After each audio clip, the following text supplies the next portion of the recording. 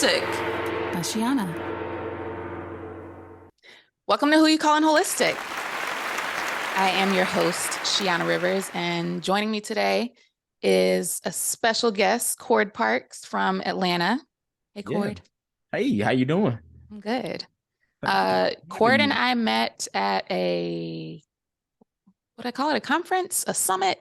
Uh, Yeah, you can call it the things. the things. Okay, so It was a for those who have conference. been listening, I had Steve Murray on here, and Steve Murray introduced us because Steve actually gifted me that, like, the conference thing. It was a trading options conference with Aristotle Yes. Investments. A lot of people are, I'm sure a lot of people that follow me are familiar with them, with him.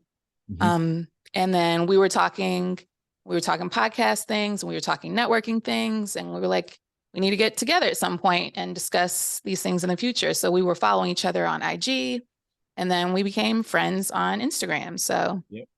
and you would say things to me sometimes about like the things that you were going through, and I was just like, okay, whatever, because strangers tell me things anyway, but I didn't Right. pry. Right. Right. I didn't Right. pry. And then No. like later, we started having discussions, and I was like, oh, but we'll get to that in a minute. Yeah. Um, but first, I'm gonna start you off with a little icebreaker question to get us Bring it started. on. Let's do it. Okay. If you could have a personal holistic guru who happens to be a celebrity, who would it be and why? And what unique wisdom do you think they would share? All right. So, I feel like this is kind of unfair because I've already kind of prepped for that question. But No, that's fair.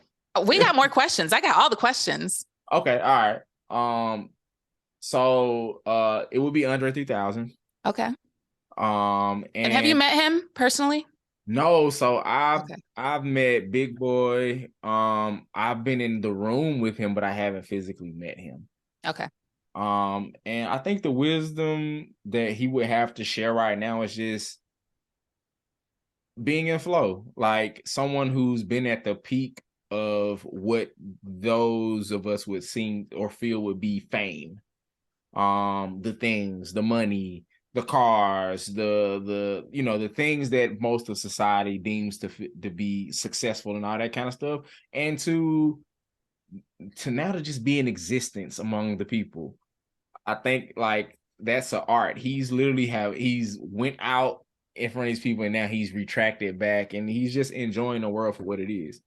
And I think a lot of us don't get to experience that because we're always on a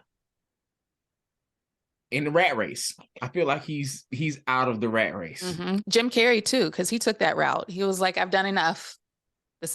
I've had enough. Like I'm good on this. I've done as much as I can do, or as much as Yeah, I want to do, yeah. and I'm good on the rest.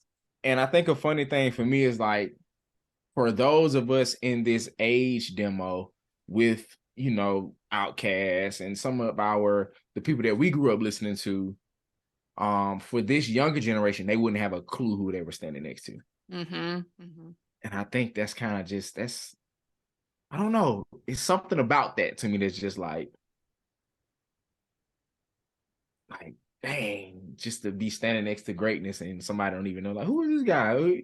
He's walking around with this flute and all that Right. kind of stuff. Walking You around the know what I'm city with a saying? flute now. Yeah, yeah. So that's who it would be. Okay. All right, I got another one then. Bring it on. If you could invent a quirky holistic treatment, what would it be called and what would it claim to heal? Dog, what did I say? Oh man, I forgot it already. Ah, Means you got to create one. I gotta create a new one. Uh-huh. It could be outrageous. It could be something simple. It could be I want to use what I used. Um, quirky, holistic, something that treats the body as a whole. And it might mhm. not make sense when you're explaining what it is, but it's a thing that works. Gosh, do you remember what I said? No, I sure You don't. don't. Oh, Because I've you're asked a few lying. people these questions, so I don't remember their replies. Oh, now I wish I would have saved it. It Think was of a new good. one. It was good. It was good. Oh, yeah, it was The memory zapper. That's what it was. I Like said Men in that Black. yeah, like Men in Black. I would create one from a holistic standpoint though, just of a trauma eraser. That's what I called it. The trauma eraser. And And is there a timeline for the trauma that it can erase? Or is it just like um within 24 hours?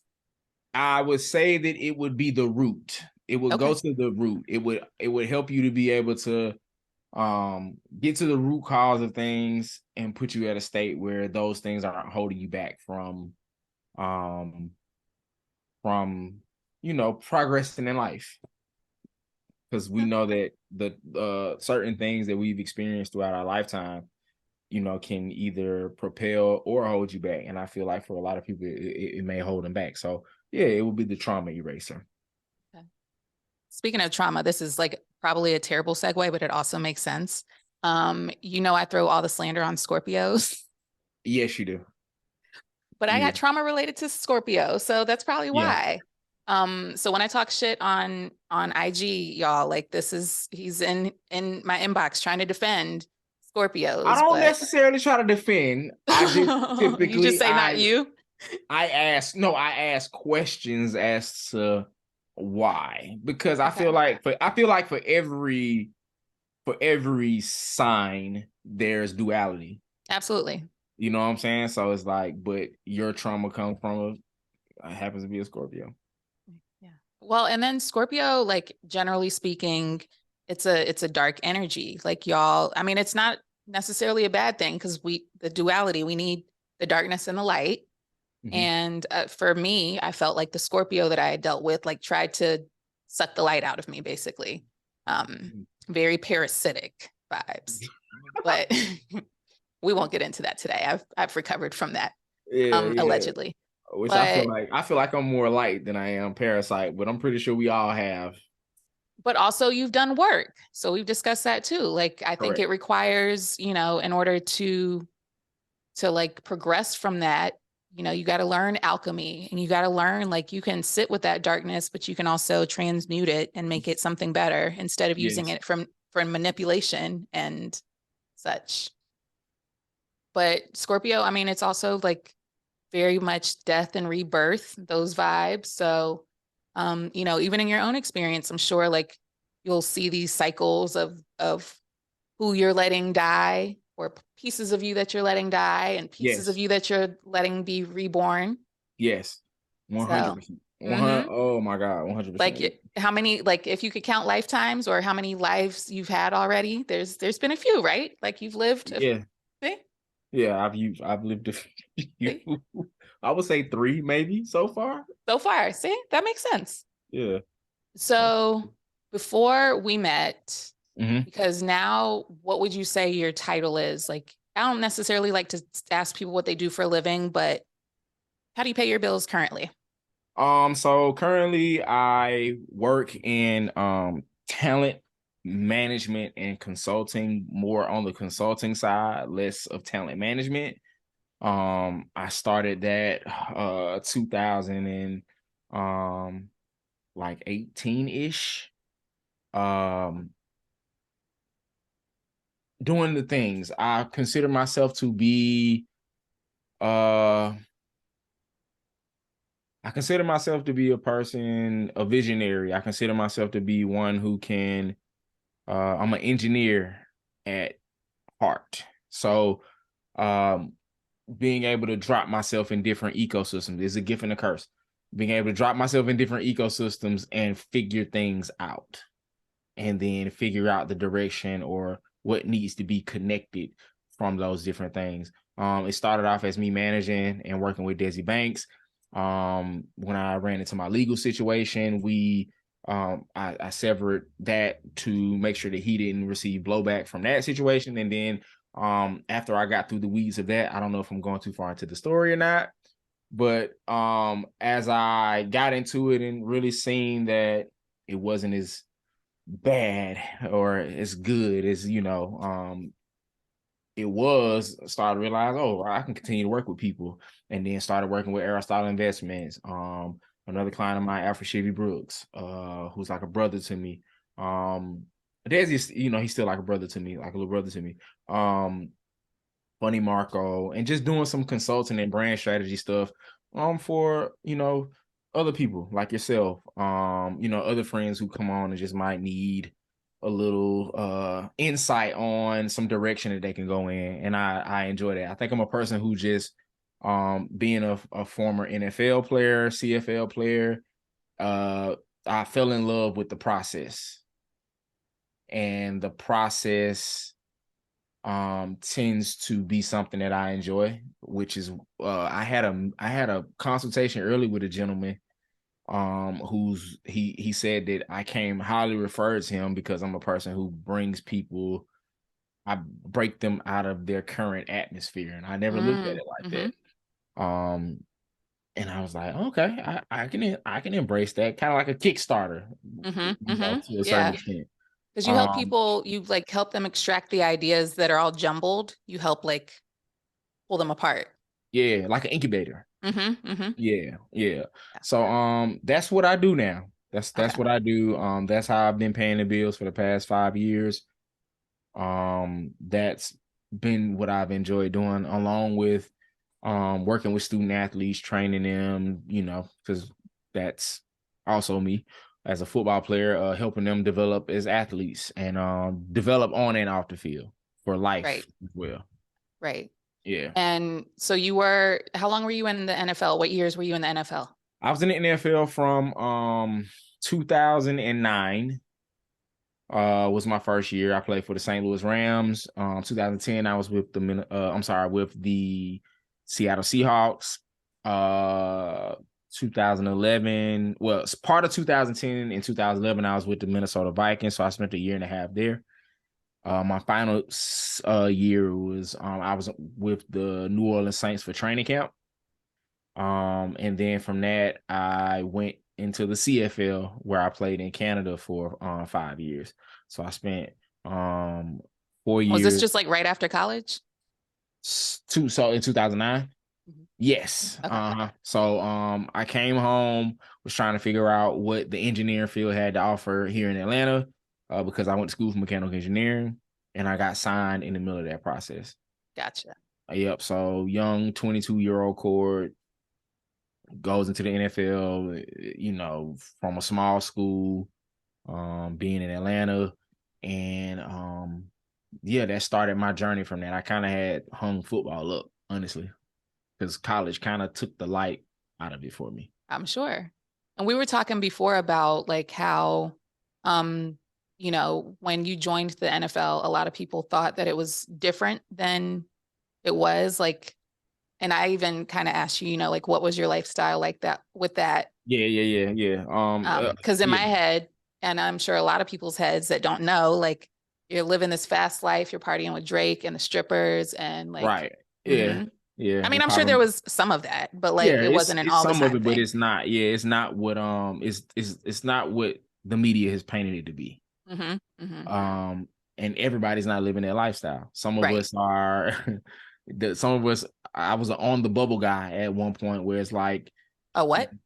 it's called being on the bubble, I meaning don't know that what is on the bubble. on the bubble guy is you really 1 foot in, 1 foot out. You can Okay. get you're pretty much on a job interview every day, Gotcha. so at any day you could be cut.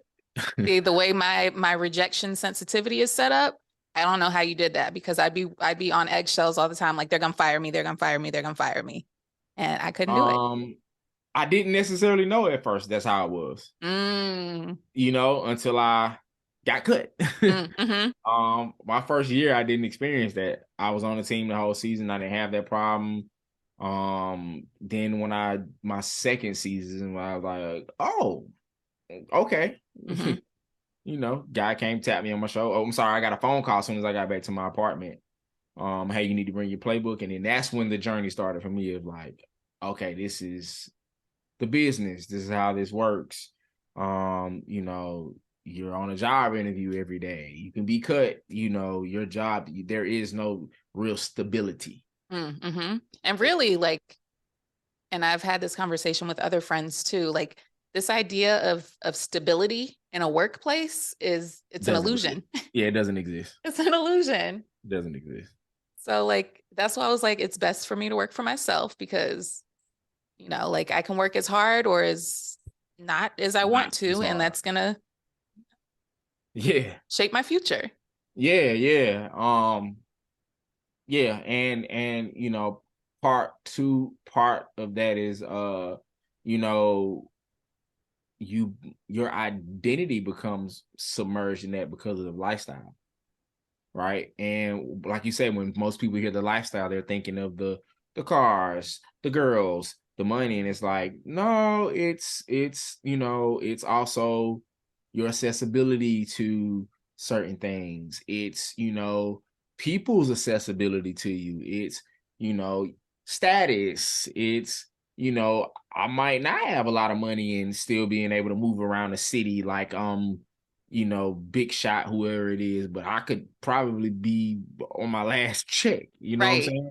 And there's probably a lot Um, of them like that too, though. yeah, yeah. You know, getting sucked into maybe certain financial practices that you wouldn't necessarily do. You know, some of the, like you say, the status spending and just the type of things, you know, that world would drag you into that you wouldn't necessarily be, you know, at 22 years old, you know, be thinking about, you know, as far as that type of thing. So you know, you can become submerged in that, and that could become, you know, a huge part of your finding out who the hell I am, because who you are is not uh you know, in this journey, you later find out is not what you do, you know, what you provide and all this kind of stuff. Is when you start to do that work, you just like, oh, I'm really more than just that, you know, when you can't just lead with those things. And that, I think that's what, once I stopped playing, that's when I realized that was the most difficult part for me, because I And what had year did played. you stop playing?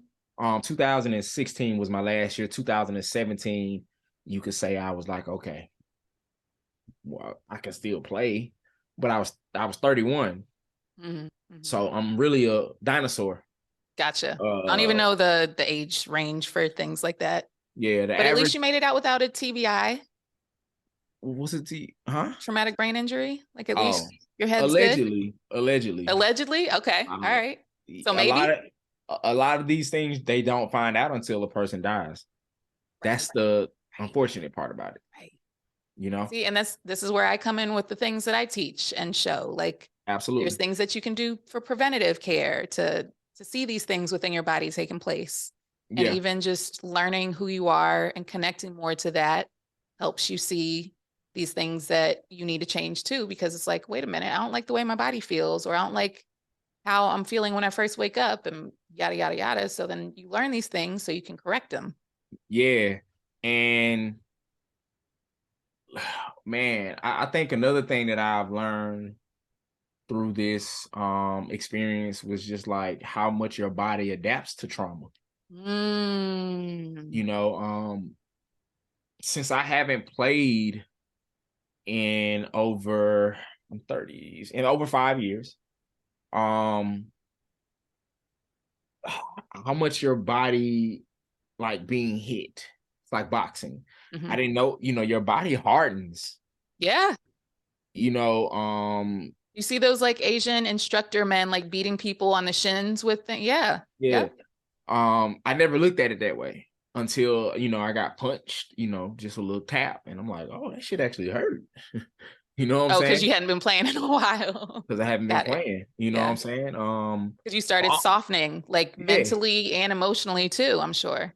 yeah, falling, that shit hurts. It didn't Hmm. used to, it didn't Stop used doing that. yeah, it didn't hurt you know, back then, you know, and this realization that your body adapts to that, you know, it adapts to the atmosphere, it adapts to what's going on. So though that has been the realization for me over these past couple years of just like how much your body, your brain, will start adapt to certain things that are not that are not healthy for. I'm not gonna say not necessarily, that are Yeah. not healthy for. It's not They're healthy not. for. You know what I'm saying? So yeah, that's what this my sports journey, and you know, leading to, you know, my year out, which was, that was the start of me trying to figure out who the fuck Cord was. So what was that like after you left the NFL? Like what? Like how are you like, oh, I got to make money now and I'm not doing this for a sport, like survival things, I guess. How did that Um, process happen? how did that process happen? I come back home. Um, I Because mean, I never know what people do that leave the NFL. Like, what do you do for a living after that? Like, what do you uh, choose to do? some people go into, being an analyst, Yeah, I media. have seen that. And I don't Yeah, sports a lot. So, but what I've right, seen, they're some right, sort of an analyst or a coach. correct. Coaching. There Yeah. you go. Real estate. There are many things, right? That guys, can go and do. For me and myself, I was dumped back in the hood. Uh, I came back home to a relationship that wasn't the best. But really just being back in the atmosphere, trying to, like you said, trying to figure out who I am. I know I possess different attributes. I can work on cars. I went to school for engineering. Do I go back in, because I did not finish school at that time. I didn't finish Mm, school. Do I go back to school? What is the process of going back to school? Who the hell do I get in contact? I haven't talked to nobody from the school in 8 years. right.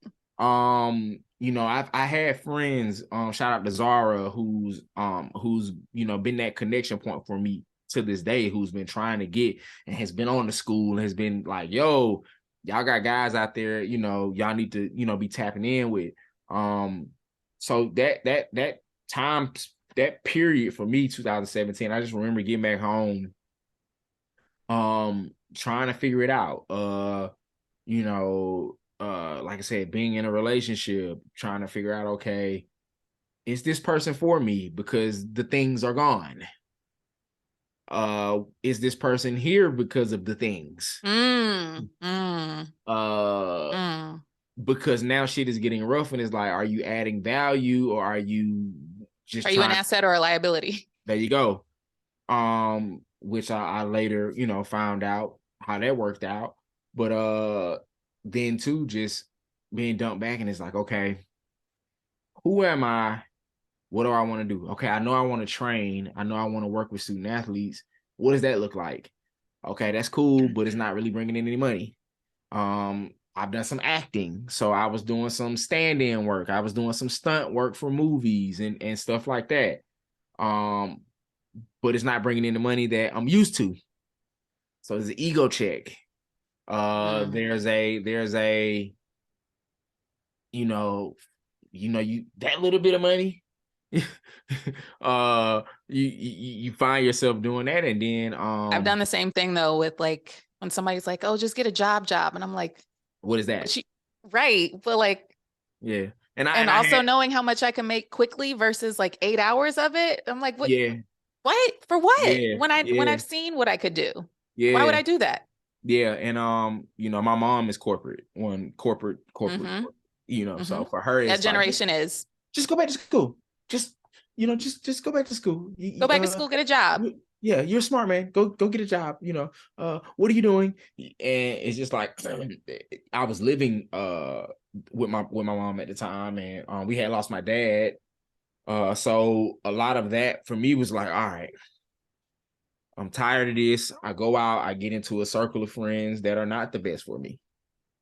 And like I said earlier, my attribute is my gift and my curse. And a friend of mine actually just said this to me a couple weeks ago. He said, Cord, I value you as a friend. I value you as a person, and I know your skill set. He said, if I don't want you to figure it out, there's certain rooms that I'm just not taking you into. You know what I'm saying? And I was like, damn. You know what I'm saying? I was like, that's powerful. You know what I'm saying?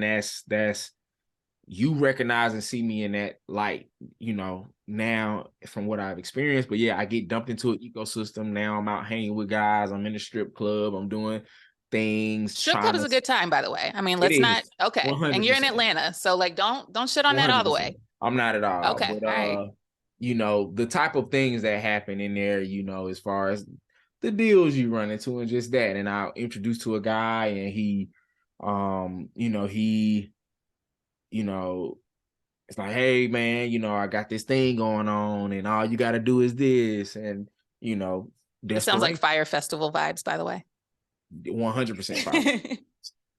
And he's like, oh yeah, all you got to do is this, and then I'm like, here comes my brain, and I'm like, which initially for me, if in my right mind, I would have never, but desperation and just Survival. survival, 100% survival. Just like, what, I'm tired of hearing this from my mom. I'm tired of this. Fuck it, I'm finna do it. Move over, God. I got this. Mm-hmm. I'm tired of waiting on you. Mm-hmm. And And that yeah, was what year? this What? was 2000, beginning of 2018. Okay. Okay. Yeah, beginning of 2000. So I'm a year out. You know what I'm Okay. saying? I've done a few acting gigs. I've done some things like that, but it hadn't yielded me, what What I you were what I expecting. wanted. Mm-hmm. Mm-hmm. And Quick enough. quick enough, correct? Because ironically, after my first transaction, with this, I received 5 checks in the mail from the acting gig that I was completely not expecting. Of course. Of You course. know, You just had to wait a little longer, that's it. That's it. which is And usually the case with these things, by the way. always the case. Always the case. Yes. Just wait a And little longer. that was God's first time telling me, like, hey, I got you. I got you. You just need to be a little patient.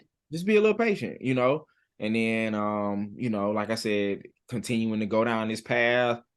And One did you have transaction. nudges as you were on this path? Oh, yeah. What kind of nudges? Because they were, let me not even say nudges, because for me, with a lot of the moves that I make, with whatever, like if I don't listen, I get pushed.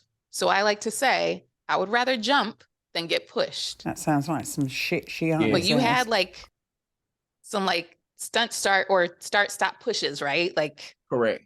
okay. What did Yeah, those look like? that was the first nudge. The first nudge was 100% the check showing up after the first transaction. It's like, I got you.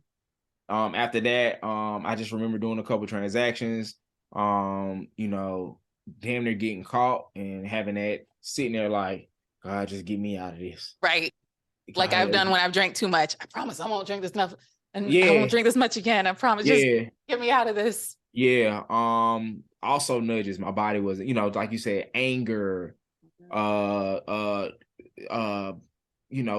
like you said, your body not just feeling right, feeling like, yeah, you're getting money, you're getting possessions, you're doing this, but you ain't But at really, what cost? yeah, but you ain't feeling, you're not feeling you. Even you walk around, you kind of, I ain't gonna even count, you kind of look like a zombie in a sense, and you can kind of tell, it's like you your pictures now versus then. Yeah, I never even. No, people say that, like, especially when I talk to women in particular, and they look at men that they've dated and like what the men were putting them through, and they look at like their faces are sunken in, and like their skin color isn't as vibrant, that kind of stuff. And it's like people, and I call those energy vampires. Like you got to be around the right people because they will literally suck the life out of you. Yeah. And you're saying that you were walking around like a zombie, like. Yeah, you know what I'm saying? And then I remember just things really, towards the end, I started working with Desi, things getting off, and I'm just like, I can't, I'm not doing this shit anymore. And I cut it, and then like I said, So you were detached. You were like, I'm over this. Yeah. I'm evolving, I'm growing up. Yeah. I'm done with that life. Time for another life cycle. Correct. Which that life did not last long. Like I said, having to look over your shoulder, all that kind of shit. It's not a life. Yeah. So yeah, like I said, things start picking up with me with the work that I'm doing with Desi. We're taking off. Things are really fast tracking now. We're traveling, we're doing shows, we're doing all this kind of stuff. And the gentleman who I'm doing these transactions with, he gets caught. Well, like I said, this is probably like three months after me removing myself. He gets caught. That's the next nudge. The stressors to start to come in. I remember that gut stressor. you know, of when I found out, and that panic, that feeling of, That sunken oh, feeling on the what is inside, about to though. happen, and literally being on the toilet for like instantly, like that clearing. I said, if anybody want to know what it feels like to take a laxative without taking a laxative, go through a stressful situation like that, and Mm-hmm. your body will just dump Mm-hmm. any waste. Mm-hmm. Well, I Like tell it'll, people emotions are they're stored in the gut. yeah, So yeah, yeah, and then probably about 3 months after that, March the 5th, 2019 was when I got a target letter from the ATF. They came to my mom's house. that came from the what? We don't know what that is. The ATF, Yeah. that is the alcohol, tobacco, and firearms division Got it. of um the federal government. Got it. Got it. A letter that you don't want to receive. Yeah, the letter that you don't receive. That that is not just the letter, but that realization that they just came to your house. They entered without you giving permission. They went through your shit. They threw shit everywhere. That, you know, I've explained two stops of violation that I've experienced: when someone breaks into your house, and when someone goes through your stuff because they Rummages don't. through your shit. Yeah, because and that's another thing, is like when you get back to the house and see it's like shit flown everywhere.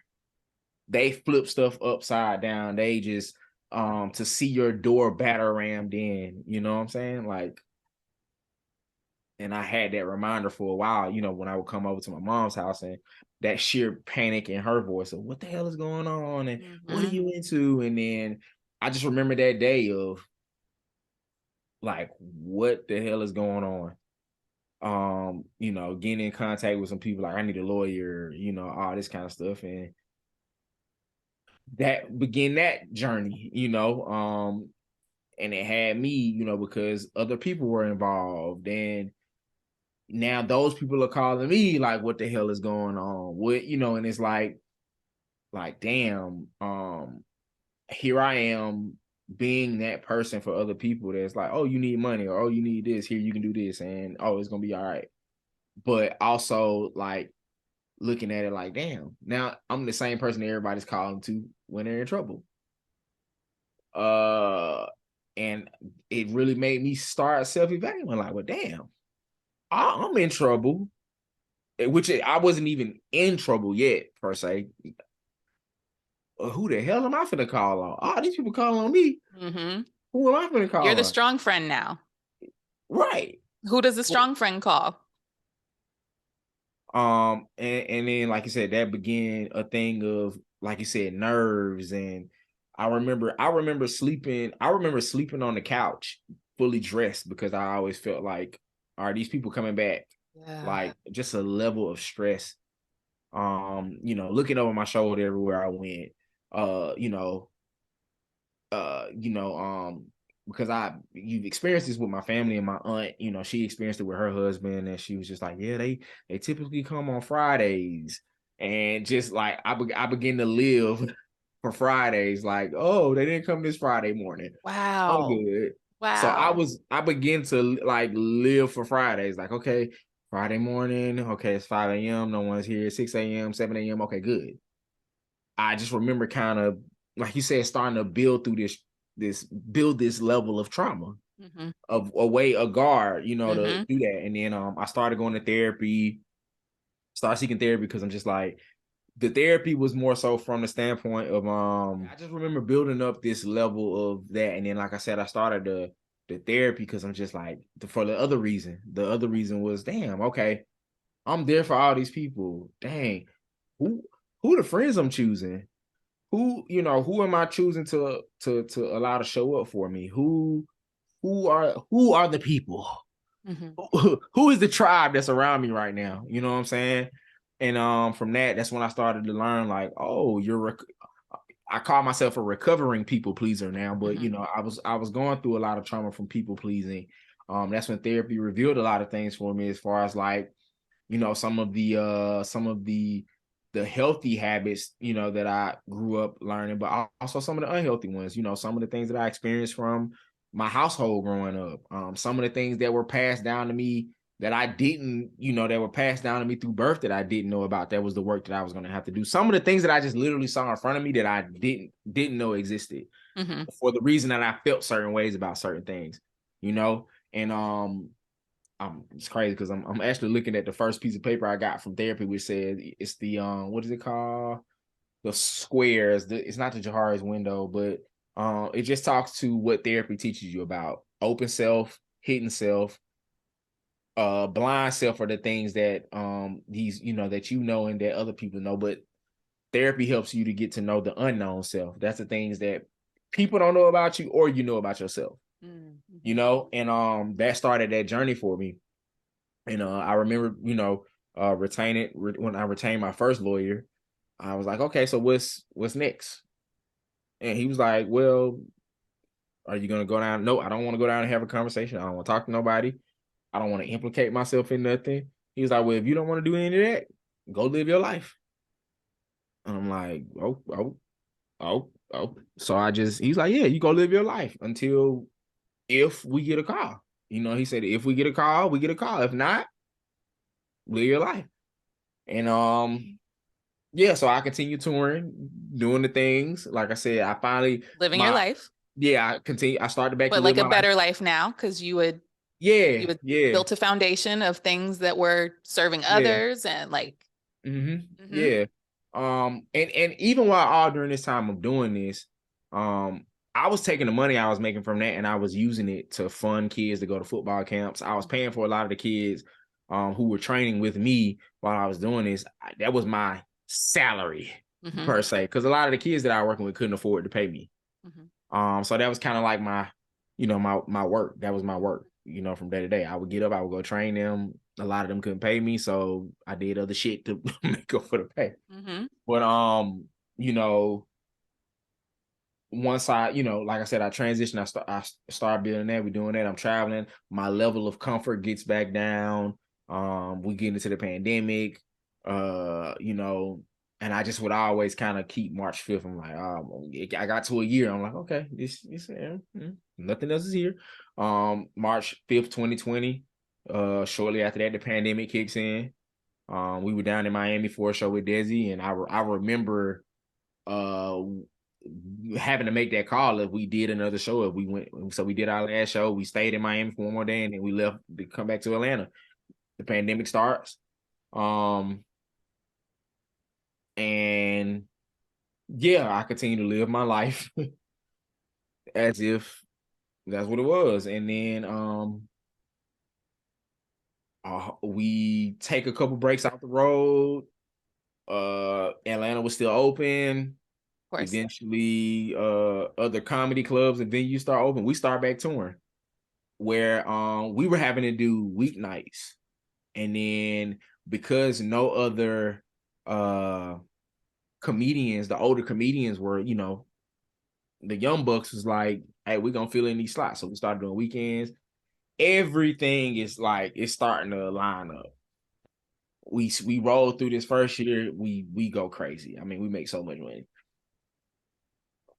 April 21st of 2021, my indictment is signed, which is even funnier because 420, we were in Vegas. Desi and them begged me to try to smoke. And for years, I'm like, no. I was one of them people like, I'm not smoking, I'm not drinking. And I'm finally starting to kind of take my guard down on certain stuff. So I'm like, I tried, and I tried. I'm like, it didn't do nothing for me. 421, we traveled to Seattle. 421, my indictment is signed by the federal government. It's delivered that Friday. I'm in Seattle. I get a call from my mom. She says, hey, we just got the call. You got to turn yourself in. I'm in Seattle. My girlfriend flies, drives me back. She's completely oblivious as to what was going on. I turned myself she didn't even in. know. She didn't even know. Damn. All right, there's that Scorpio kicking in. Yeah, we had our dynamic then was just that's cool. Different. Continue. Continue. But she, like I said, she came out, she drove me back. I tell her what's going on. And yeah, get back, turn myself in, and this begins my next chapter of okay. And what were you indicted for? Gun trafficking charges, or what they would call straw purchasing. Okay. So filling out of ATF filling out an ATF form saying that you're receiving a firearm and it's not coming to you. And like, for those who don't know you, and we've done like Instagram lives and, you know, we've been on IG together and whatnot, but like, for those who don't know you, they would not know this stuff. They would not know. No. And like, you're very mellow, you're very like level-headed, and you seem to do a lot for your community, and you've been doing these things. And like, I had just met you a couple years ago and I didn't know any of this. So that's why whenever you were like, oh yeah, this thing is like looming over my head, and I was like, whatever, he'll tell me about it, like if he wants to. And then when you told me, I was like, wait, what? What? Yeah. What? Like, yeah. So, all right. So right now, because this will not be aired until likely July-ish sometime, probably. Don't hold me to that, but this is before July because yes. So we're preparing for self-surrender. I was sentenced to 27 months. I'll be at a federal prison camp in Talladega, Alabama. Talladega. Yeah, Catalina wine mixer. Right. I was just thinking, shake and bake. Shake and bake. Yep. Yes. Everybody that I've said that to, they've said, so like, yes. Like Talladega Nights, shake and bake. Talladega Nights. You're not 100%. First, you're last. Yeah, there you go. But you're not calling it surrendering yourself. You're treating it, because you know the power of words and stuff. This is sabbatical. Got it. Yeah, it's a sabbatical. This is time for me to go work on myself, because I am very I'm very considerate. I'm very I work for my people, and but me working for myself and working for my own brand and my own story and stuff like that is very important. And I was told years ago that I would be presented with an opportunity to write a book. I just was like, about what? You know, got some content now. You know, plenty of content. About what? You know, there are so many feel good NFL stories. Oh, I went through this, and that's just like I just couldn't see it at the time. And I remember March 5th, and then when I retained that lawyer, I was like, oh, that's what this is about. I see what I'm supposed to write a book about now. Got it. That's what this is about. This is about this. This is bigger than me. This is not about me. This experience is not about me. This was already predestined. You know, and I've learned more about myself in these past 2 years of going through this than a lifetime of going through the NFL and all the highs. You know. So would you not say that in a sense, you're saying that you wanted to meet with Andre 3000, but you've in a sense already experienced what he's experienced too? You're in your flow. There's like a little pause on your flow, but you're in your flow. You went the high, and you've seen the low, and you've right.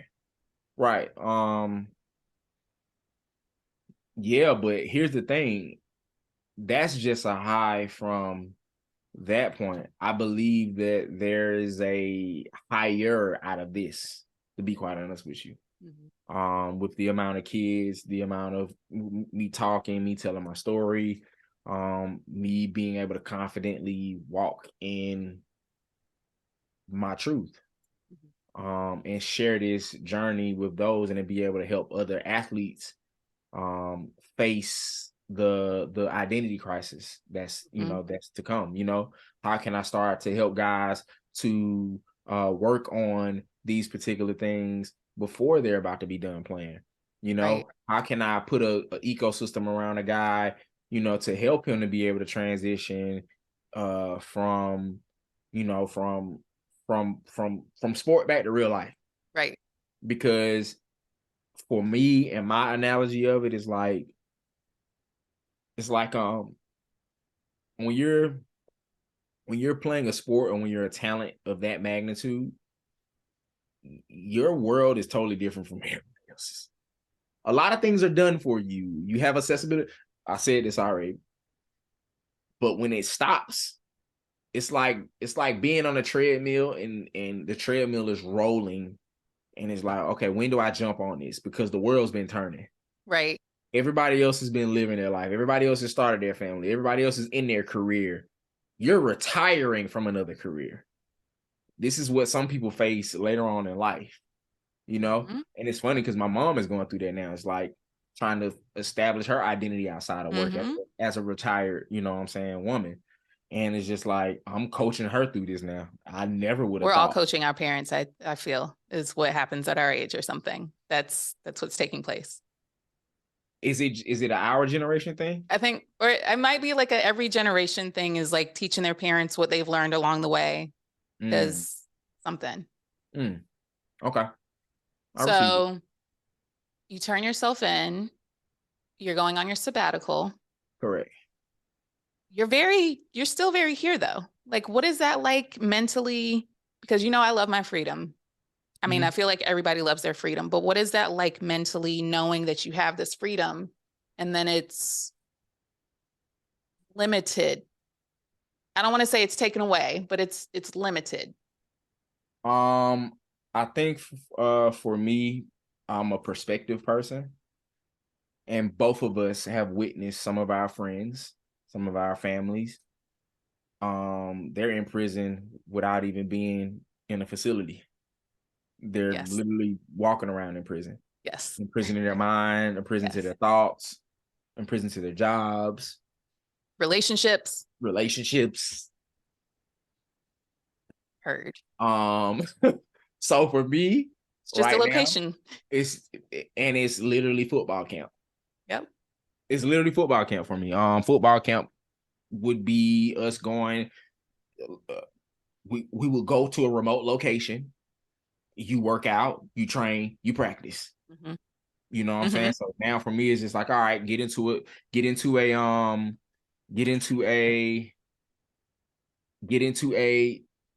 routine, a healthy routine. You know, read, work out, write my book, continue to learn about me, meet whoever I'm supposed to meet on the other side of this, because there's somebody in there waiting for me to change or to give them a perspective, and vice versa. And this shit sounds very it sounds very like I'm sitting in it, but I have my moments where it's just like, what the fuck? You know what I'm saying? But I'm embracing it from that side of it. The more and like I said, I know that I create the perspective of what that is. So if I walk into it with the mindset of, oh, this is going to be horrible, woe with me, that's what I'm going to see. But also, like, I don't know how many other people have people that they know in prison, but I mean, I've been following people that have gone to prison. They're on Instagram Live. They're like showing the talent shows. They're showing like I don't know about that part. They're making. I don't know about that part. The talent show. I'm going to. So I've seen it, and I was like, oh. There's a difference between state. I'm going to Club Fed is what they call it. This was Club Fed. Okay, well, this was Club Fed and like Instagram Live regularly, and I was like, huh. Who's living up? I guess it's not that bad in there or something. Like they're on IG Live more than me. Hey, I guess the things you can do with the time, right? I guess so. So what does life look like after football camp? What you said, what does life look like? After football camp. Oh man. So what does life look like for me after that? It's interesting. one, actually just had a call with a new client who I'm going to be working with through this time, building media for him as a professional football player. So I'm excited about that. That's going to be going on a while. Mm-hmm. So I've already built the team around him. They're going to be handling the things. I have my point of contact. They'll handle whatever. I actually just did a call with a gentleman who came recommended from a friend who said that he should be working with me, who does hypnotherapy. And I want to bring the things that me and you talk about. I want to bring spiritual work and stuff. Spiritual work. I want to bring you know, what do we call it? Mushroom therapy. You know, psychedelic therapy. There you go. Or psychedelic assisted therapy. Assisted therapy. I want to bring these things not only to athletes but to our people, because we kind of you know, when you hear these things, that's white people shit. Yeah, literally, right? Yeah. And it's like all of these tools have been provided to me during this time, which gives me the peace that I have. You know, it's go ahead. We spoke the other day about peace. Yes. And we were talking, you asked me a question. Yes. About and now I've forgotten the question. The question was when God said to the storm, peace be still, was the storm's name peace, or was he just saying peace be still? And then you said sometimes we're the storm. That sounds like some shit Shiana says. I was like, and mic drop. Yeah, and you might dropped off that. Yeah, and it just reminds me of my boy Trans Lee has a brand, and his brand is called Inner Peace Outer Glow. The more I look inward to myself and not to the things, because that was also a thing too when I first started going through this, was instead of me having my own relationship with God, I was leaning on everybody. So anytime somebody said, "Oh, God told me to," I'm like, "What?" And it's like, I needed to have my own relationship. I needed to establish my own connection. Now those downloads, that information, that same voice, like all of that comes to me now. I wasn't working the muscles. You know what I'm saying? So can we work the muscles? How do we work the muscles? And I feel like with athletes, we're already in the routine of things. We just need to work the muscles. You know what I'm saying? And there's such thing as muscle memory. So even if you think you've forgotten it, correct, you just need to practice working it again. Correct. And yeah, I'm just excited to bring these resources to our people. So even on that call earlier, you know, with the hypnotherapy, I was just like, he was telling me stuff, and I'm just like, I have a friend who does hypnotherapy. Yeah, this would be good for athletes. This would be good for entrepreneurs. This would be good for educators. Like, you know, and I'm like, the first thing I thought about was, what are our people gonna say? Okay. And I'm like, gotta lead the way sometimes. Yeah. And I was like, you know what? One thing that I know how to do is bridge that gap. So I'm like, this is what we need to do. This is how we need to approach this. And it's just like I said, that's when my mind started racing. But that's what this looks like for the life looks like for me after that is me sharing my story, me sharing, you know, my experience, me being able to be authentically myself, and share with other not just athletes but other Black men, you know, about this road to finding, you know, who you are, you know, and also understanding that you're constantly figuring it out. You're gonna pick up, you know, you're gonna pick up I call it putting on coats. You're gonna be picking up a coat. You might outgrow it. It might be too big. You take it off. You're gonna try something else. And I'm just lucky enough that I found my right therapist the first time. Yes. And yes, it makes a difference. You know what I'm saying? Which came from a referral from a friend. My mom is about to start therapy. Yes. See, and that's the other thing. Once you start doing these things, people see it and see what happens with you, and they're like, well, maybe it's not so bad. I should try it out. Yeah. You know, even me sharing my experience with, you know, with microdosing, a close friend of mine who just lost a son, to to do a session with them. I didn't know I would be trip sitting, but I ended up Right. And then doing I the randomly thing. FaceTimed you. Yeah, And you you were like, randomly we were just talking FaceTime. about you. Just talking about you, and giving them the tools that they need to heal. And to get a text from his wife earlier, like, hey, I'm doing me a dose today, and I'm checking in like, oh, how did it go? And she's like, I had no anxiety. I was able to walk through today, and it's just like, okay, this shit is working. It is. Yeah, Like, it is. it's It does. working. You know what I'm saying? And this And was recent trauma that they had. very recent. It hasn't even been. It'll be 2 I don't think, months, June the 6th. yeah. Yeah. So, Yep. your work has not gone unnoticed. Just like keep that in mind too, because like I tell people all the time, we don't realize the impact we have because the things that you're teaching this one person, they're teaching somebody else who's teaching somebody else who's teaching somebody else who's teaching somebody else. So, Yeah. I got to ask you a question I like to ask all my guests. Yep. You didn't have a prep for this one, so Okay. what's your medicine? What's my medicine? What do you do that's good for your spirit? Ooh. For me, that would be being outside. I'm a good dirt bike ride, a good day outside, which I spend a lot of time outside anyway. But it doesn't take much for me. My medicine is laughter. That's a big one for me. But like you said, definitely being outside.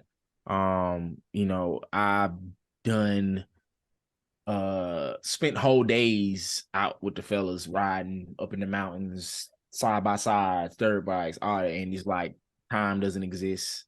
It's fun. I enjoy that. My other medicine lately has been me microdosing. All right. Well, how will this change though during your sabbatical? Because you'll need a new medicine. I'll still be able to work out and do that kind of stuff, and be You can outside. still laugh too. Yeah, I can still laugh. Like I said, Outside might look different. It will 100%. But I've been equipped with the tools now to meditate, to do those things, to take me to that place. I ain't gonna even be gone that long. I'll be back before y'all know it. I ain't even, so we'll be back to the things, right? To the things. And you can see me build my empire by the time you're back. It'll have been some steps ahead by then. Correct. So yeah, that's my medicine. My medicine is also pouring into others. But I'm also learning how to, boundaries with pouring in others. Yeah, I gotta have boundaries with that. So yeah. Well, thank you. This has been nice. And thank you for it's funny because I feel people's things sometimes when I engage with them. Oftentimes I feel people's things, but whenever I talk to you about this, I don't necessarily get doom and gloom. It's very hopeful. It's very, considering what it is, correct. There's inspiration behind it and this sense of yeah, I fucked up, but I'm doing what I need to do now. Yeah. If this all would have fell down when it was supposed to, I'm pretty sure you'd be seeing a different person. Right. Or you wouldn't be seeing, be seeing the person. Right. So I feel that, God allowed for it to happen the way it was supposed to prep me to be able to go through this, because I know for myself, I'm a beacon of light. So if I go inward, if I shut down, if I don't prepare myself, if I don't have these tools, then my ripple of who it affects, is going to I know it will impact others. So I know that me approaching this the way that I'm approaching it gives my mother peace. It gives my family peace. It gives my loved ones peace around me. So which it gives them a certain amount of peace. I'll say that. I can't say that it gives them the amount of peace that I feel, but I also am the one on this journey. So it's not necessarily your this is not your thing to put in your suitcase. Right. Right. You know what I'm saying? This is mine. Not my monkeys, not my circus. There you go. You're just in the stands. Mm-hmm. Sit back and watch.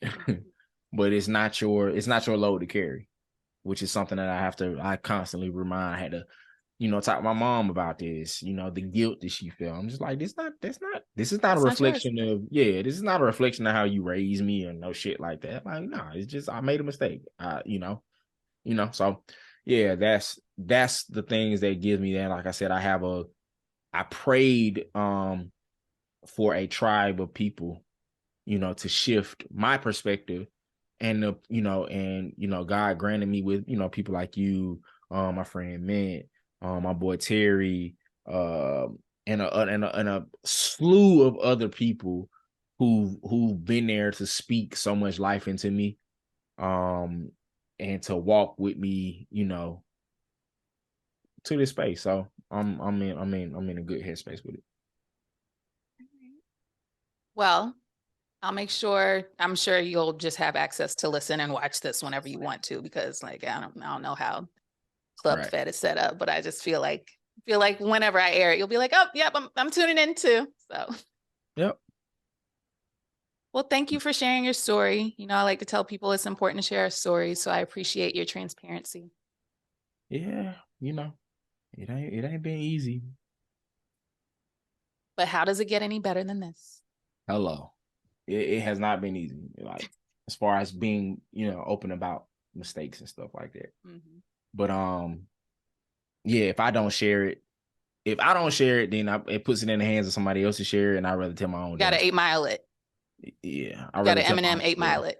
Yeah, because I've heard some of the stories. I'm like, you heard what? Mm-hmm. And it actually is funny, but yeah. So I'm excited. I'm excited of what's in front. What's out in front. Well, that's it for today. I think I'm looking forward to this book. I'm looking forward to this book. It'll be interesting but you got time to write it. So yeah. Yep. And it's funny because I tried to get a ghostwriter prior to, and it wouldn't have been the same. Like after like what I've really downloaded and received, and the information that I've got to be you. Yeah, it got to be me. They can probably help on the back end, but the download, if I would have started on it then, nah, it just would have been like a cliffhanger. Now I'm like, oh, so yeah. So yeah, it's gonna be dope. It'll be a bestseller. It will. Here for it. And write it down to make sure it will be. Yeah. All right. That is it for today, everybody. Remember to meditate and hydrate. And I'll see you next time. Bye.